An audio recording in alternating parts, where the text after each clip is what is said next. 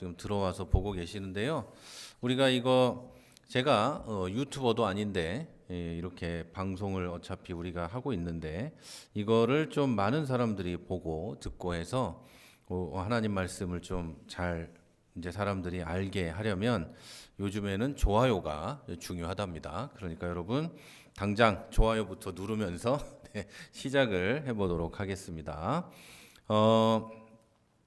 출애굽기 61과에서 65과까지에는 구약의 제사장 직분과 위임식에 나타난 그리스도의 이 제사장의 위임식을 말하는 겁니다. 제사장의 위임식에 나타난 그리스도의 완전한 대제사장직을 예표하는 어떤 모습, 그리고 성도의 왕 같은 제사장의 소명, 이런 것들이 출애굽기 61과에서 65과까지는 나와 있습니다.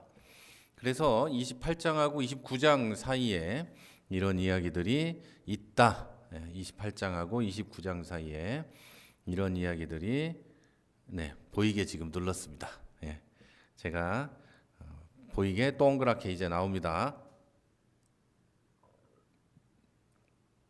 네. 28장하고 29장에는 그 거룩한 성막에서 우리 지난주까지 배웠던 성막에서 이제 하나님을 섬기게 될 사람들에 대한 이야기들이 나옵니다. 그것이 바로 제사장에 관한 이야기겠죠. 자, 고대 근동의 여러 종교들에도 고대 근동의 여러 종교들에도 신과 인간들 사이를 중재하는 제사장 계급이 존재했습니다. 그런데 이스라엘의 제사장 제도는 그 기원 그리고 목적에서 그런 그 당시에 이 고대 근동의 여러 이 토착 종교들, 그 동네 종교들에서 있었던 제사장과 신과 뭐 이런 관계들에서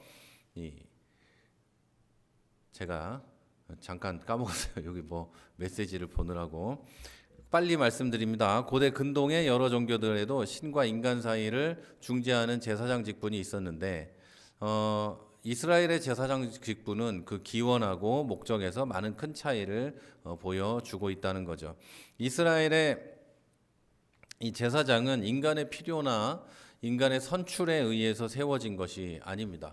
그러니까 인간이 이 사람을 뽑아야 되겠습니다, 저 사람이 대단합니다 해서 뽑은 게 아니라 오직 하나님의 주권적인 선택과 지명에 의해서 구별되고 그들이 제사장직을 맡게 됐습니다. 그들은 단순히 그냥 종교적인 직무를 수행하는 그런 자들이 아니라 그들은 단지 그냥 종교적인 직무만을 수행하는 자들이 아니라 하나님의 거룩하심과 영광을 백성들에게도 드러내고 죄인된 백성을 대신해서 하나님 앞에서는 중보자의 역할을 했습니다. 그래서 한편으로 이 현대의 이 목사님들이나 또는 뭐 어떤 성직을 맡고 있는 분들이 옛날에 제사장직을 지금 하고 있는 거다 이런 식으로 표현하는 것은 그런 면에서 옳지 않습니다. 목사님들이나 이 소위 성직자라고 부르는 우리 그런 분들은 종교적 직무를 수행하는 사람들인 거지 하나님의 거룩하심과 영광을 백성에게 드러내는 사람도 아니고요. 죄인된 백성을 대신해서 하나님 앞에서는 중보자 역시 아닙니다. 중보자는 오직 예수 그리스도 한 분이시죠. 이제 자, 이 제사장 직분은 그들의 의복 하나하나 그리고 위임식의 모든 절차에 이르기까지 죄와 죽음의 권세 아래 있는 인간이 어떻게 거룩하신 하나님과 관계를 맺을 수 있는지를 보여주는 심오한 진리들을 보여주고 있습니다. 특별히 이 제사장을 세우고 하는 이 규례들 안에는 장차 오실 우리의 영원하고 완전한 대제사장이신 예수 그리스도를 가장 선명하게 예표하고 있으며 그분 안에서 우리 모든 성도가 왕 같은 제사장으로 부름받았다는 것을 가르쳐 줍니다. 오늘 우리는 출애굽기 28장 1절부터 29장 37절까지 말씀을 통해서 조금 전에 말씀드린 구약의 제사장 직분이 어떤 것이고 그것이 이제 오늘날 우리에게 어떤 역할을 하고 또 오늘날 우리가 거룩한 제사장으로서 어떻게 살아가야 하는지를 오늘 배워보도록 하겠습니다. 자, 첫 번째 이 관은요, 첫 번째 챕터는 1과 2과 그러니까 61, 62를 합쳐서 해놨습니다. 제사장의 의복에 관한 거니까 여기다 합쳐서 해놨습니다. 제사장 의복의 신학적인 의미를 우리가 좀 함께 살펴보도록 하겠습니다. 출애굽기 28장은 제사장 의복에 대한 상세한 규례를 제시해 줍니다. 이것은 그냥 아름다운 옷이 아니라 깊고 심오한 신학적인 의미를 담고 있습니다. 먼저 아론과 그의 아들들을 제사장으로 구별하여 데려오라 이렇게 명령하시는데요. 이런 명령은 이 직분이 인간의 자격이나 능력이 아니라 오직 하나님의 주권적 부르심과 선택에 의해서 주어지는 거룩한 직무라는 것을 강조해 주는 겁니다. 나중에 여러분 이스라엘의 첫 번째 왕 사울을 뽑을 때는 뭔가 느낌이 다릅니다.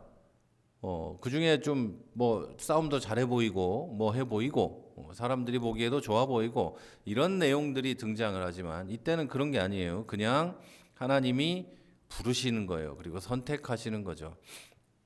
이걸 여러분 잘 기억하셔야 되는데 이 완전한 신정사회에서 인간이 다스리기 시작하는 왕권 사회로 넘어가게 되는 게 사울이거든요. 그러면서 사울 왕이 철저하게 실패를 하고 다윗 왕이 하나님을 붙잡고 어느 정도 성공을 하게 되고 솔로몬과 그 밑에 이제 자식들이 인간을 붙잡고 인간의 어떤 욕망과 방향과 이런 것들을 따라가다가 나라가 망하게 되는 거죠. 그래서 여러분 하나님이 이 원하는 나라 그리고 하나님이 우리에게 주고자 하는 나라는 하나님이 통치하시고 인간은 그 안에서 하나님의 은혜를 마음껏 누리며 사는 그런 나라가 바로 하나님의 원하는 나라다. 이런 얘기입니다. 그래서 우리가 지금 어쩔 수 없이 투표도 해서 대통령을 뽑아야 되고 투표해서 국회의원도 뽑고 뭐 누구도 뽑고 하지만 진짜 하나님이 다스리는 나라가 오면 마지막 천국이 되면 하나님이 모든 걸 통치하시고 우리는 하나님 안에서 즐겁게 살면 된다. 그런 얘기입니다. 자, 하나님의 선택과 부르심에 의해서 주어지는 거룩한 직무가 이 제사장 직무였고 이스라엘의 제사장은 세상의 평범한 신분에서 구별돼서 하나님께 바쳐진 존재가 됩니다. 이게 인간에 의해서 선출이 되거나 어떤 자격이 돼서 높은 자리에 올라가는 게 아니고 이 당시에 제사장은 구별되어서 하나님께 바치게 된 사람 그런 걸 의미하는 거예요. 요즘에 이 성직이나 이런 개념하고 좀 많이 구분이 되죠.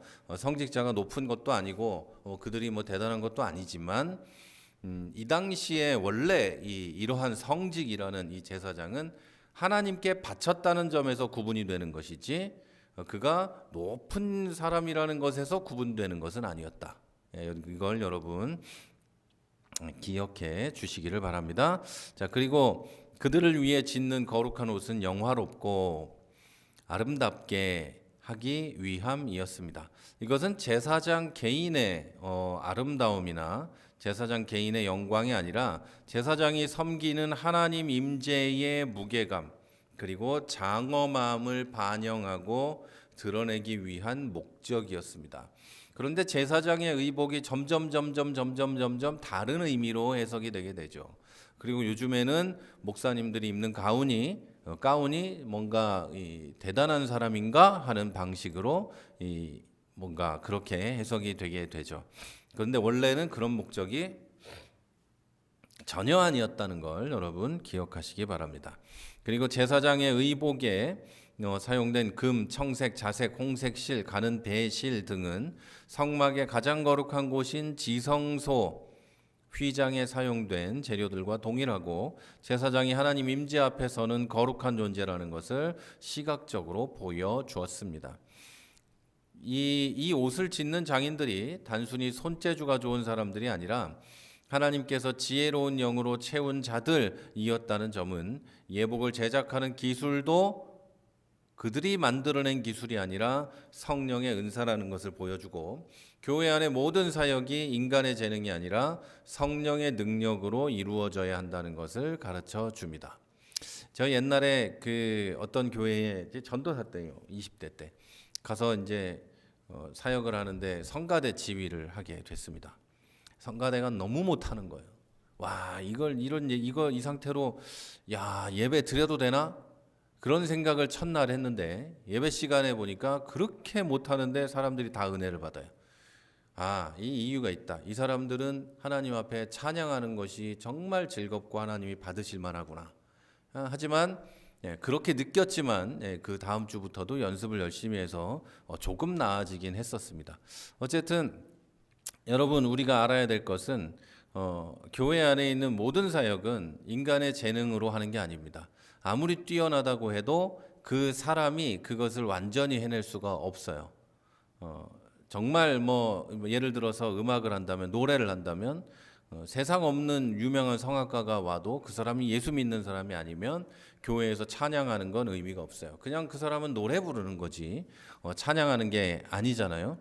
하나님께 찬양을 하려면 노래 잘하고 못하고는 둘째 문제고, 첫째, 하나님을 찬양하는가, 이게 중요한 거예요.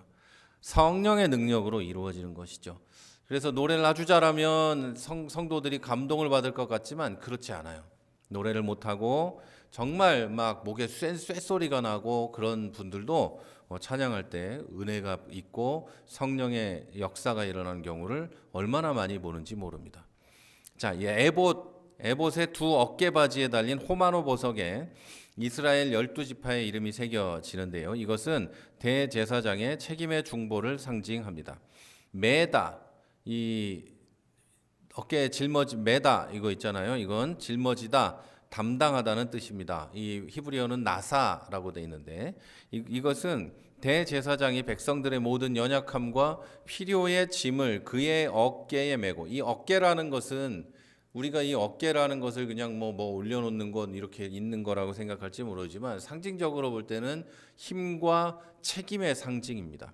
힘과 책임을 가진 이 어깨가 백성들의 모든 연약함과 필요를 짊어지고 간다, 이런 의미가 있다는 거죠.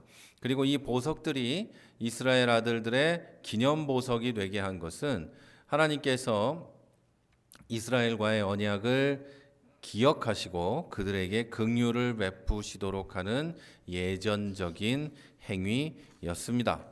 자, 이어서 설명이 되는 판결 흉패가 있습니다. 이거는 히브리어로 호시엔 미시파트라고 하는데요. 제가 히브리 사람은 아니니까 발음이 정확하진 않습니다. 그냥 이야기하는 겁니다. 판결 흉패, 이것은 에봇 위에다가 이렇게 착용을 하고요. 12지파의 이름이 새겨진 보석들이 가슴에 위치하게 됩니다.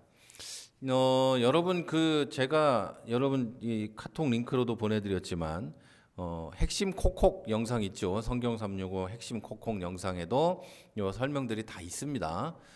제가 다 만들어 가지고 이렇게 해라 하면 작업이 나오는 거로 그렇게 해서 만들어서 올려드리고 있으니까 제가 사실은 매일 그걸 제가 녹음하고 녹화해서 하려다가 도저히 그걸 어떻게 할 수가 없어가지고 그랬는데 여러분이 그걸 좀 보시고 아침에, 그리고 매일 아침에 올려드리는 새벽 예배에 사용하려고 하다가 제가 새벽 예배를 녹음하고 녹화하고 할 수 있는 그게 없어가지고 그런 식으로라도 여러분이 듣고 기도하고 하실 수 있도록 해서 제가 따로 또 올려드리는 게 있죠. 2개의 영상이 올라가잖아요. 거기에 이게 하나씩 다 설명이 돼 있어요. 그러니까 그것도 여러분이 좀 참고해 주시면 좋겠다, 이런 말씀을 드립니다. 자, 그리고 대제사장은 가슴에 이 12지파의 이름이 새겨진 보석들을 놓고 있는데요. 이것은 어깨의 책임과 힘을 넘어서 마음으로 백성을 사랑과 긍휼로 품는 애정의 중보를 상징합니다. 대제사장은 백성을 단순히 그냥 공적인 의무감으로만 대표하는 게 아니라 그들의 모든 아픔과 필요를 자신의 마음에 새기고 인격적인 사랑으로 품고 하나님 앞으로 나아가야 했습니다. 흉패 안에 넣은 우림과 둠밈은 빛들, 우림, 그리고 온전함, 둠밈을 의미하는 것이고 하나님의 완전한 뜻을 분별하는 특별한 계시의 도구였습니다. 이는 인간의 지혜나 경험이 아니라 오직 하나님의 인도하심에 순종해야 함을 보여주는 중요한 원리를 보여주고 있습니다. 자, 이것은 제사장의 의복이 하나님의 영광을 나타내고 백성을 대표하고 백성을 사랑하고 백성에 대한 책임을 갖고 백성을 애정으로 대하고 그들을 중보하고, 여러분 이 의복이 그걸 나타내고 있다는 거예요. 그리고 하나님의 뜻을 분별하는 어떤 중보자의 역할을 시각적으로 이렇게 구현해 놓은 것이다. 이렇게 이해하시면 되겠습니다. 자, 그리고 두 번째 챕터를 보겠습니다. 대제사장의 나머지 의복과 제사장들의 순결입니다. 여기는 이제 3과입니다. 3과가 아니라 63과입니다. 대제사장의 나머지 의복들에는 자, 출애굽기 28장 후반부에는 대제사장의 에봇과 흉패에 이어서 그의 신분과 사역의 성격을 더욱더 구체적으로 나타내는 이 나머지 의복들을 다루고 있습니다. 에봇의 받침 겉옷은 전부 청색으로 만들어졌는데요. 이것은 대제사장 직분이 땅이 아닌 하늘에 속하고 존귀하고 왕적인 권위를 가진 것이다 라는 것을 상징합니다. 겉옷 가장자리에 번갈아 가면서 달린 석류와 금방울과 뭐 이런 것들은 독특한 이 상징적 의미를 가지고 있는데요. 석류는 많은 씨앗을 가지고 있죠. 그래서 풍요, 다산, 생명력을 상징하는 열매였습니다. 그리고 금방울 소리, 이것은요 대제사장이 이 거룩한 영역, 다시 말해서 지성소에서 움직이고 있다는 것을 알리는 신호였습니다. 지성소에는 대제사장만 들어갈 수 있었기 때문에 대제사장이 움직이지 않아요. 만약에 그러면 소리가 이 금방울 소리가 안 날 거 아니에요. 그러면 어느 정도 이제 안 움직이면 이분이 죄 짓고 들어가서 하나님께 제사를 지내다가 죽었구나. 그래서 이제 끌어서 빼는 거죠. 그 안에 사람이 못 들어가니까요. 대제사장밖에. 어쨌든 그런 역할을 하는 게 바로 금방울이었습니다. 이것은 또 다른 표현으로 하면 대제사장이 아이고 저 사람 말 안 들어서 죽었구나 이런 뜻으로 이해할 수 있겠지만, 다른 면으로 보면 여기 여러분 슬라이드에 나오는 것처럼 대제사장이 하나님 앞에서 살아서 움직이면서 중보 사역을 감당하고 있다는 걸 백성들에게 알려주는 생명의 소리였습니다. 그리고 구원의 확신과 위로를 주는 소리였습니다. 대제사장이 죽으면 대제사장한테만 안타까운 게 아니라 이 안에 이 모든 백성들한테도 엄청난 큰일이었기 때문이죠. 근데 대제사장이 살아서 계속해서 하나님께 이 제사를 드리고 하나님과 백성들과 하나님 사이에 중보자의 역할을 잘 감당하고 있다는 것은 그가 그 자기 맡은 일을 잘하고 있다는 것이고, 그 맡은 일을 잘하고 있다는 것은 백성들에게 기쁜 소식이었죠. 생명의 소리였고 자기들의 죄가 사함받는 위로의 소리였습니다. 만약에 그 소리가 멈춘다면 그것은 중보자의 죽음, 그리고 중보자가 사라지는 것이기 때문에 하나님과 백성들과 관계가 이제 끝났다라는 것을 보여주는 것이었습니다. 자, 이것은 하나님의 임재 앞에 서는 예배가 얼마나 두렵고 떨리는 일인지를 보여주는 동시에 살아있는 중보자를 통해 하나님이 임재하실 수 있다는 사실이 얼마나 큰 위로와 복인지를 깨닫게 해 줍니다. 여러분, 지금은 예배드리다가 뭐라고 할까요? 하나님한테 맞거나 또는 죽거나 그런 일은 없죠. 그런 일은 일어나지 않는데, 우리가 목사만이 아니라 이제 앞에서 예배드리시는 여러분들도 마음을 바르게 해야 돼요. 내가 죽지는 않겠지만, 그렇지만 당연히 죽지는 않겠지만, 그렇지만 하나님 앞에 올바르게 바른 자세로 그리고 바르게 예배드려야겠다. 그리고 오는 동안 죄가 있다면 회개도 하고, 그리고 하나님 앞에 바르지 못한 게 있었다면 그것도 하나님 앞에 내려놓고, 이러면서 하나님 앞에 예배를 드려야 된다 이런 얘기입니다. 올바르게 동작 하나하나 의복 하나하나를 신경 쓰며 그대로 하려고 했던 대제사장들처럼 우리도 그래야 한다는 이야기입니다. 그리고 그만큼의 어떤 정성, 그만큼 예배를 중요하게 여기는 마음 이런 것들이 있어야 한다는 것이죠. 이게 여러분 교회에 슬리퍼 신고 오면 되냐 물어보는데 와도 돼요. 그게 뭐 어때요? 그러나 그런 복장 같은 게 문제가 아니라 예배 자체를 아주 우습게 여기는 경우가 있다는 거죠. 여러분 그래서는 안 된다는 거예요. 그것은 올바르지 않다. 하나님이 직접 말씀하지 않으신다고 해도 하나님이 보고 계시고 다 하고 계시는데 그래서는 안 된다. 이제 복장 얘기하는 게 아닙니다. 복장은 뭐 아무 상관없어요. 그게 뭐가 중요하겠어요. 자기가 정말 하나님 앞에 예배 드린다 이런 마음으로 해야 한다는 것이죠. 자, 그 다음에 모든 제사장에게 요구된 세마포 속바지는 하나님의 임재 앞에서는 인간의 육체적, 도덕적 수치가 철저하게 가려져야 하며 예배는 최고의 경건과 도덕적 순결함 가운데 드려져야 한다는 것을 강조합니다. 참된 경건은 겉으로 드러나는 어떤 사역이나 일의 화려함이 아니라 하나님만 보시는 내면의 순결함에서 시작이 됩니다.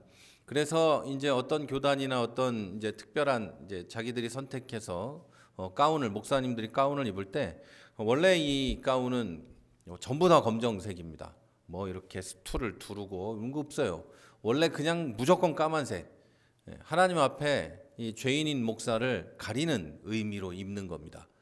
요즘엔 거기다 이제 어디서 박사 같은 거 따가지고 이게 상병 3개짜리 이거 가운 입고 설교하시는 분들도 있는데요. 뭐 솔직히는 뭐 자기 자랑하려고 그러는 거겠지만 원래 가운은 종교개혁 시대에 가운을 입게 된 것은 그런 게 아닙니다. 화려한 사제복을 벗고 시커먼 옷을 입음으로 하나님 앞에 나를 가리고 인간적인 어떤 그 인간의 수치스러운 것을 가리고 그런 의미예요. 마치 세마포 속바지 같은 거예요. 그 가운이 그런 의미입니다. 하체를 가리고 나의 부끄러운 걸 가리고 하나님이 일하시어 달라는 그런 의미로 그런 가운을 입는 겁니다. 그래서 목사 안수식 때 가운을 입는 것도 그런 의미로 입는 거지. 이제 가운을 입고 내가 나는 가운도 입었다 이제 날개를 달았다 내 맘대로 해야지 이렇게 하라는 게 아니라는 겁니다. 교만하게 그러라는 게 아니죠. 그런데 100이면 100, 열이면 열이 가운을 입는 순간 목에 힘이 들어가 가지고 고개가 안 돌아가고 안 내려옵니다. 그렇게 몇 년 지나면 이제 조금 이제 흔들리고 그렇게 되는 거죠.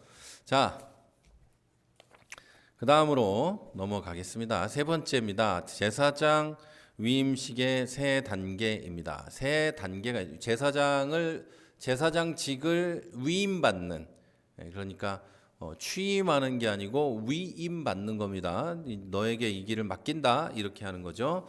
여기엔 세 가지 단계가 있습니다.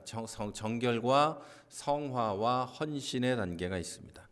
자, 출애굽기 29장은 28장에서 명령된 제사장 직분을 공식적으로 시작하게 되는 위임식, 영어로는 ordination, 맞죠? ordination이라고 합니다. 안수식이라고 요즘에는 표현하고요. ordination. 자, 이것은 굉장히 중요한 의식입니다. 이것은 단순한 취임식이 아니라 죄인된 인간이 거룩하신 하나님을 섬기는 중보자로 구별되는 거룩하고 신비롭고 장엄한 예식이었습니다. 자, 위임식에 사용되는 제물, 즉 흠없는 수소와 숫양 그리고 누룩 없는 떡은 예식의 성격을 규정해 줍니다. 흠없는 제물은 하나님께 나아가는 모든 것의 완전함을, 누룩 없는 떡은 죄와 부패가 없는 순결함을 상징해 줍니다. 자, 이것은 제사장 직분을 감당하기 위한 첫걸음이 인간의 자격이 아니라 오직 흠없고 순결하신 하나님의 은혜와 그분이 마련하신 대속의 제물에 있다는 것을 보여주는 겁니다. 그러니까 계속 말씀드리고 앞에도 이야기했고 쭉 늘 말씀드리는 거지만 하나님의 일을 하는 것은 내 자격이 아니라 하나님이 그를 부르고 그를 일을 시켰기 때문에 그가 하는 거예요. 자격이 있어서 하는 게 아닙니다. 그래서 이 목회자들 가운데 또는 성도들 가운데 어떤 면에서 가장 이 교만하다고 할까요? 몰라서 그러는 경우겠지만 이 교만한 표현 중에 하나가 저는 아무것도 아니라 못하겠어요. 뭐 이런 거예요. 다 내가 아무것도 아닌 건 알지. 그건 아는데요. 그건 뭐 누구나 아무것도 아니니까 그건 알지만 하나님이 하시면 나도 할 수 있습니다. 이것이 겸손한 마음인 거예요. 여러분 이해가 되시죠? 교회 안에서 어떤 일을 해야 되는데 필요해요. 예를 들어 찬양을 해야 되는데 한 사람이 필요해요. 그런데 이 사람이 했으면 좋겠어요. 그래서 조심스럽게 이야기를 했는데 저는 노래도 못하고 숙기도 없고 정말 자신이 없고 못하겠어요. 저는 저 같은 게 어떻게 그런 걸 해요. 이렇게 대답하는 게 교만한 말이다. 반대로 당연히 제가 해야죠. 뭐 나 아니면 누가 하겠어요. 이것도 교만한 거예요. 그러나 겸손하게 하나님이 원하시면 난 할 수 있습니다. 잘하고 못하고의 문제가 아니라고 아까부터 말씀드렸죠. 그게 문제가 아니고 하나님이 원하시는 일이면 난 할 수 있다. 그것도 하나님이 잘하게 하시면 잘도 할 수 있다. 이것을 가져야 합니다. 이런 믿음이 저와 여러분에게 있기를 바랍니다. 우리가 하나님이 원하면 저도 여러분도 우리도 다 할 수 있는 거예요. 하나님이 원하시면.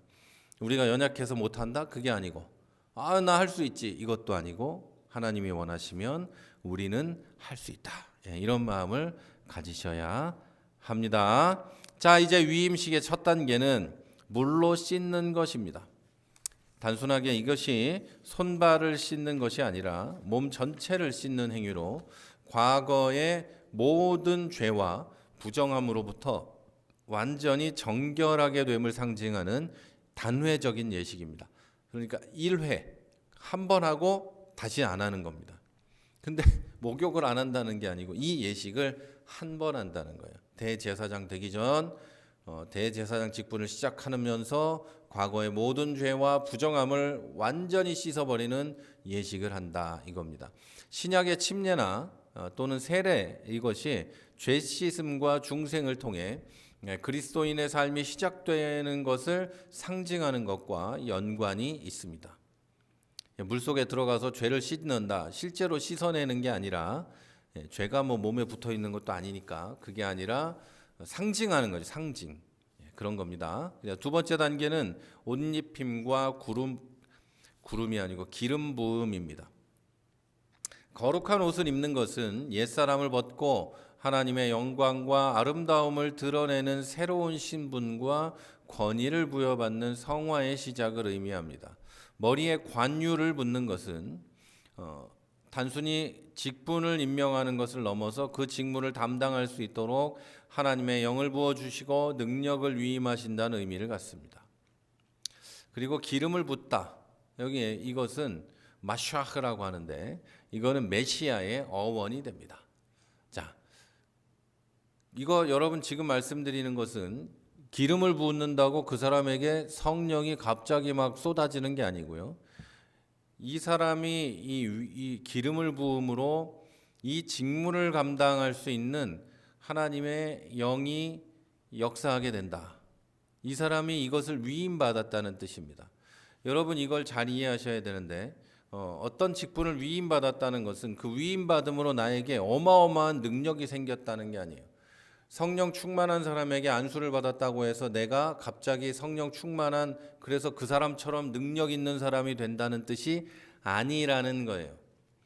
이것은 예식으로서 앞에서 씻는 것과 똑같이 기름을 부음으로 이 사람이 이제 그 직무를 감당할 수 있는 사람이 된다는 거예요. 어떤 것으로요? 하나님의 성령으로. 그런 의미. 하나님의 성령의 능력으로 이 사람이 그럴 수 있는 사람이 되었다. 그 자격은 하나님이 이렇게 부어주시고 있다. 이것을 나타내는 거예요. 갑자기 이 기름을 붓는데 기름 한 방울 들어갈 때마다 성령이 들어가는 그런 게 아니에요. 제가 왜 이렇게까지 설명을 드리냐면 제가 이렇게까지 설명을 안 해도 여러분이 다 아시겠지만 모르는 사람도 있다. 그걸 기름 부을 때 성령이 같이 들어간다 이렇게 이해할 수도 있으니까 제가 조금 더 자세하게 좀 설명을 드리고 있는 겁니다. 자, 그 다음에 세 번째 단계는 속죄제와 번제를 드리는 겁니다. 제사장 유임식에서 속죄제가 다른 모든 제사 앞에 가장 먼저 드려진 사실은 속죄가 성화와 헌신에 반드시 선행한다는 복음의 핵심 원리를 보여줍니다.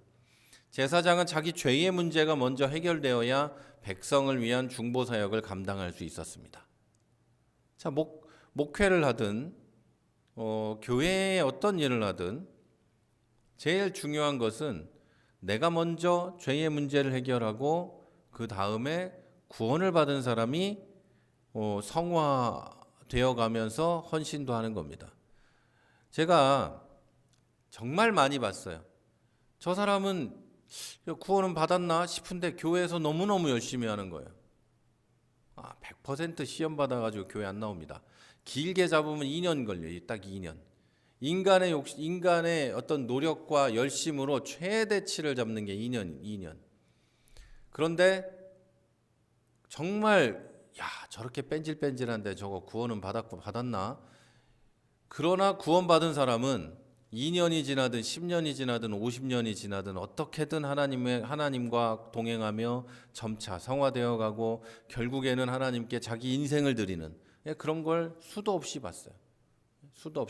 그래서 저는 구원의 확실한 증거가 없는 사람, 구원의 확실한 어떤 자기의 간증이 없는 사람, 그걸 이제 간증하라는 게 아니고 구원받지 않은 사람이 교회에서 뭔가 큰 일을 하는 것을 안 된다고 믿습니다. 그래서 이제 밖에서 이 오케스트라나 밴드나 이런데 저 전문 연주자들 예수도 안 믿는 사람들 돈 주고 쓰는 것 자체를 저는 아주 싫어합니다. 하나님께 드리는 예배는 예수 믿는 사람이 헌신하고 봉사할 수 있는 겁니다. 네, 그런 의미의 이야기를 지금 하고 있는 겁니다. 자, 왜냐하면 지금은 우리 모두가 하나님 앞에 왕 같은 제사장들이고 하나님께 나 개인이 제사를 드릴 수 있고 예배를 드릴 수 있는 사람들이기 때문이에요. 자, 아론과 아들들이 수소의 머리에 안수함으로써 자기들의 죄를 제물에게 전가하고 그 제물이 피를 흘려 죽음으로써 죄의 삭시 치러졌습니다. 죄값이 치러졌다는 거예요. 특히 속죄 제물의 고기를 진영 밖에서 불사른 것은 죄가 얼마나 부정하고 하나님의 거룩한 임재로부터 완전히 분리되고 제거해야 하는지를 보여줍니다. 죄의 문제가 해결된 뒤에야 비로소 참된 헌신이 가능하고 두 번째 숫 양으로 드리는 번제는 제물 전체를 남김없이 제단 위에서 불살라서 하나님께 그 향기를 올려드리는 제사입니다. 자, 이것은 죄 용서받은 제사장이 이제 자신의 삶 전체를 남김없이 온전히 하나님께 바쳐 헌신하겠다는 서약을 상징하고 이 온전한 헌신의 향기를 하나님은 향기로운 냄새, 즉 하나님을 기쁘시게 하는 제사로 받으셨습니다. 자, 이 신학적 순서, 즉 성결, 성령의 임재, 죄의 대속, 헌신, 이것은 여러분 좀 완전히 외우라는 건 아니지만 기억했으면 좋겠어요. 정결, 성령의 임재, 죄의 대속, 헌신, 이것은 오늘날 성도들이 하나님께 나아가는 영적 원리와도 일치합니다. 자, 이제 오늘은 여기까지만 보면 본문 내용은 이제 마무리가 됩니다. 자, 위임식의 절정입니다. 전인격적 헌신과 거룩의 심화. 자, 제사장 위임식은 속죄제와 번제를 통해 제사장의 죄를 해결하고 헌신을 다짐하고 위임식 제사를 통해 제사장이 비로소 하나님의 거룩한 사역을 수행할 구체적인 권위와 능력을 위임받는 절차로 이어지게 됩니다. 이 위임식 숫양의 피를 제사장의 귓불이, 엄지손가락, 엄지발가락에 바르는 예식은 제사장의 전인격적 헌신을 상징하는 가장 강력한 그림 언어입니다. 자, 귀는 하나님 말씀을 듣고 분별하는 모든 지각의 영역을, 손은 하나님의 뜻을 행하고 섬기는 모든 사역의 영역을, 발은 하나님의 길을 따라 걸어가는 모든 삶의 여정을 의미합니다. 이 모든 것이 대속의 피에 근거해서 하나님께 거룩하게 구별되었다는 것을 보여줍니다.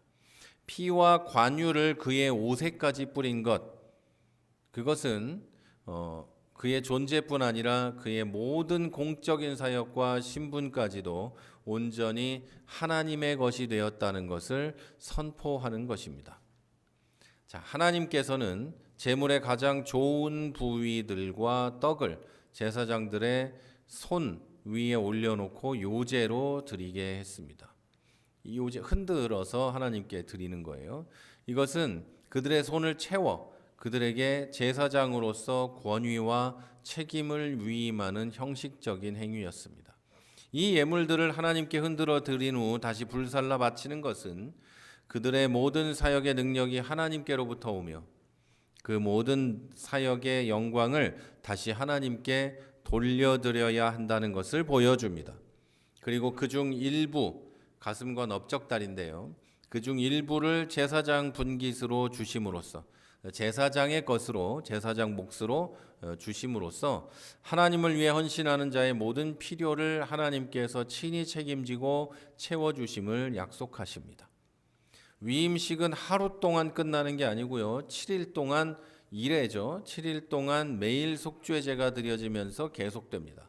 이것은 여러분 제사장으로서 성별이 단회적인 사건을 넘어서 완전하고 온전하게 이루어져야 되는 과정이라는 것을 상징해 줍니다.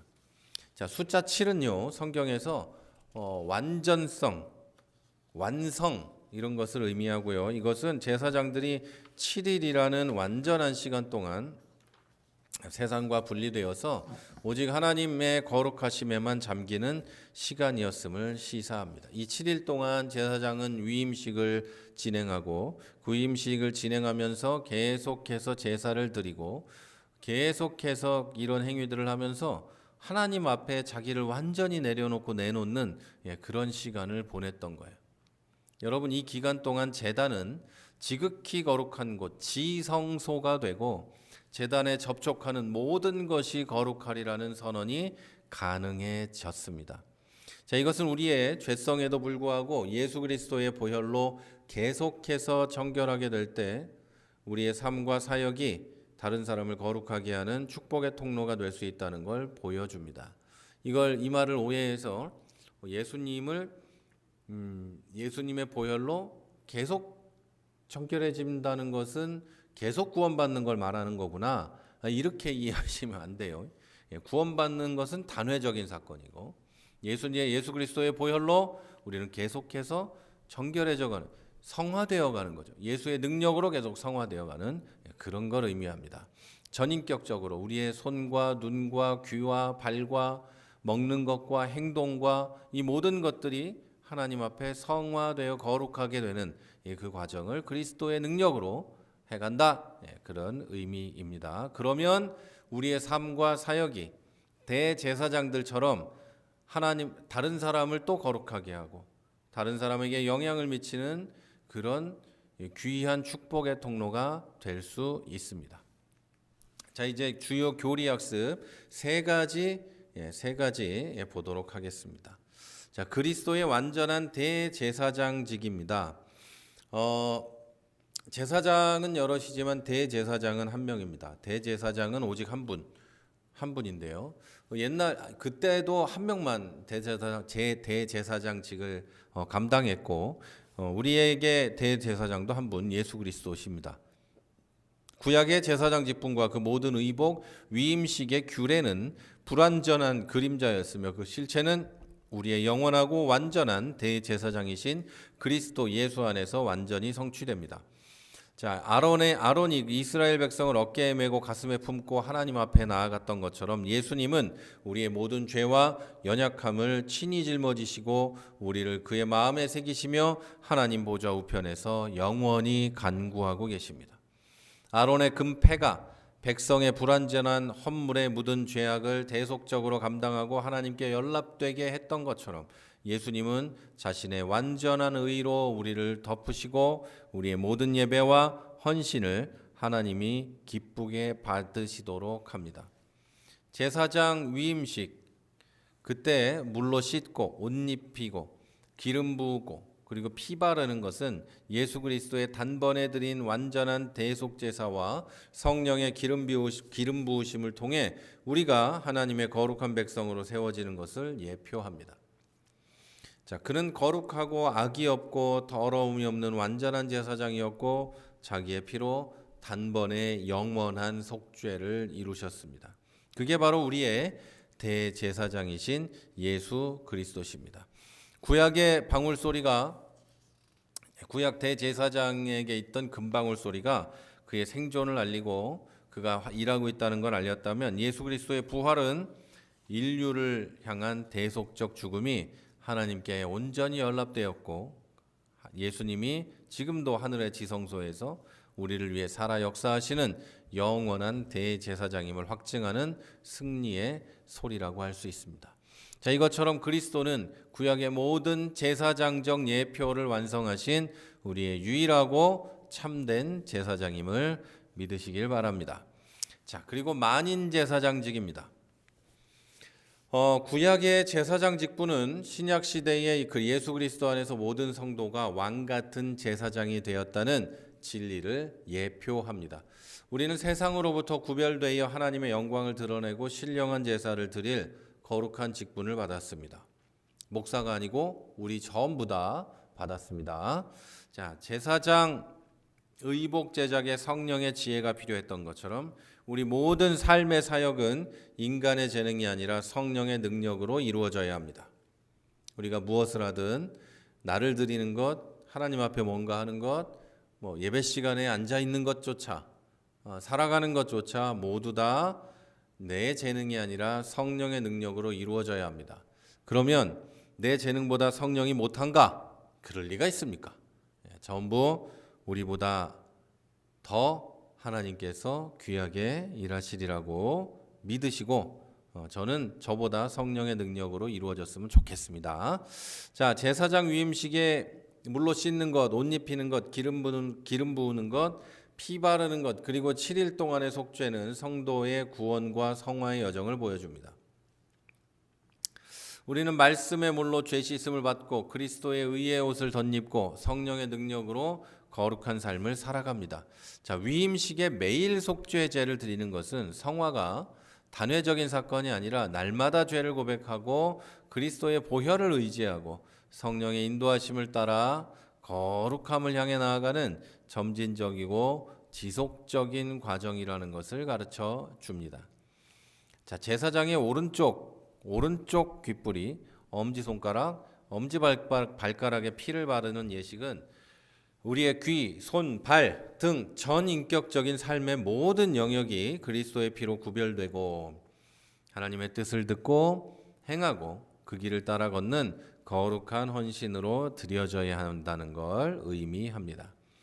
또 여러분, 제사장의 의복 재료와 같이 각 지파의 보석이 고유한 아름다움을 지니면서도 하나의 흉패 위에 통일성 있게 배열된 것은 교회 안의 모든 성도가 각자 독특하고 존귀한 존재이지만 예수 그리스도 안에서 하나의 몸을 이루는 유기적인 공동체라는 걸 보여줍니다. 우리 교회 이름하고 같은 거예요. 자, 우리의 연합은 우리의 공통점 때문이 아니라 우리를 품으시는 대제사장 그리스도에게서 비롯되는 겁니다. 예수님 때문에, 예수님으로 인해서 우리가 하나가 되고 연합된 공동체를 이룰 수 있는 겁니다. 자, 이것처럼 우리는 그리스도 안에서 거룩하게 구별되고 하나님을 예배하고 세상에 복음을 전파할 거룩한 소명을 받은 사람들입니다. 마지막 세 번째로 하나님의 주권적인 선택과 은혜입니다. 아론과 그의 아들들이 제사장으로 세워진 것은 그들의 자격이나 능력 때문이 아니라 오직 하나님의 주권적인 선택과 지명에 의한 거였어요. 제사장 직분의 영광은 직분자 개인에게서 나오는 게 아니라 그들을 부르시고 세우신 하나님께로부터 말미암은 겁니다. 이것은 우리의 구원이 우리의 행위나 공로가 아니라 전적인 하나님의 은혜와 주권적인 선택에 달려 있다는 걸 명확하게 보여주는 겁니다. 죄인이었던 우리 인간이 거룩하신 하나님 앞에 설 수 있는 유일한 길은 하나님께서 친히 마련하신 속죄의 제물 그리고 정결 의식을 통해서였습니다. 제사장 위임식에서 속죄제가 가장 먼저 드려져서 제사장 자신의 죄의 문제를 해결해야 했던 것은 인간의 어떠한 헌신이나 봉사도 죄의 문제가 해결되지 않고서는 하나님께 연락될 수 없다는 복음의 핵심 원리를 보여줍니다. 세상 없는 놀라운 일을 해도 그가 하나님을 믿지 않고 죄사함을 받지 않은 자라면 하나님하고 아무 관계가 없다. 아무 관계가 없어요. 그걸 우리가 정말 명심해야 합니다. 그리고 내가 정말 이걸 하나님께 드리는 마음이 아니라 내가 좀 뭐라도 해볼까? 이런 마음이거나 내가 해야지 뭐 이런 마음이거나 이러면 사실은 하나님하고 관계없는 일이 될 수도 있다. 그러나 물론 그것도 하나님이 사용하실 수 있지만 나와 하나님과의 관계에서는 아무 일도 아닐 수 있다는 것을 여러분 기억하시기 바랍니다. 자, 우리의 최선의 헌신도 죄성으로 인해 불완전하지만 하나님께서는 중보자의 대속적인 은혜를 통해 그것을 기쁘게 받아주십니다. 속죄 제물의 고기를 진영 밖에서 불사른 것은 아까 말씀드렸죠. 죄가 부정하고 하나님의 거룩한 임재로부터 얼마나 완전히 분리되고 제거되어야 하는지를 상징해 주는 겁니다. 이 모든 과정은 인간의 노력으로는 불가능하고 오직 하나님의 은혜로운 주권적 개입으로만 가능합니다. 이것이 바로 복음의 진리입니다. 하나님은 당신의 백성을 기억하시고 사랑으로 품으시고 그들의 죄를 담당하시고 그들의 필요를 채우시는 은혜로운 분이십니다. 자, 이 모든 것은 하나님의 변함없는 사랑과 주권적인 은혜의 결과입니다. 자, 이제 결론을 말씀드리고 오늘 성경 365 시간을 마치도록 하겠습니다. 자, 오늘 우리는 출애굽기 28장과 29장의 말씀을 통해서 구약의 제사장 직분과 위임식이 얼마나 심오한 구속사적 의미를 담고 있는지 살펴봤습니다. 이 모든 규례는 장차 오실 우리의 영원하고 완전한 대제사장이신 예수 그리스도를 선명하게 예표하는 그림자였습니다. 자, 우리 죄인된 인간이 거룩한 하나님께 나갈 수 있는 유일한 길은 하나님께서 친히 세우신 중보자를 통해서였고 그 중보자는 우리 죄를 짊어지고 우리를 사랑으로 품고 우리를 끊임없이 우리를 위해 간구하는 예수님이십니다. 자, 예수님은 우리를 위해 단번에 완전한 속죄를 이루셨어요. 십자가에서 단 한 번의 속죄를 이루셨고 계속 반복되는 게 아닙니다. 한 번이에요. 한 번. 단번에 속죄를 이루셨고 성령을 통해 우리를 거룩하게 하시고 우리의 모든 삶을 하나님께서 기뻐 받으실 만한 산 제물로 드릴 수 있도록 이끌어 가십니다. 자, 이제 우리는 이 놀라운 진리를 우리 삶에 어떻게 적용해야 할까요? 첫 번째, 예수 그리스도의 완전한 중보를 의지하는 삶을 살아야 합니다. 구약의 대제사장이 불완전한 중보자였던 것과 다르게 예수님은 흠없고 완전한 대제사장으로서 우리의 모든 죄와 연약함을 친히 담당하시고 하나님 보좌 우편에서 우리를 위해 지금도 중보자로서 간구하고 계십니다.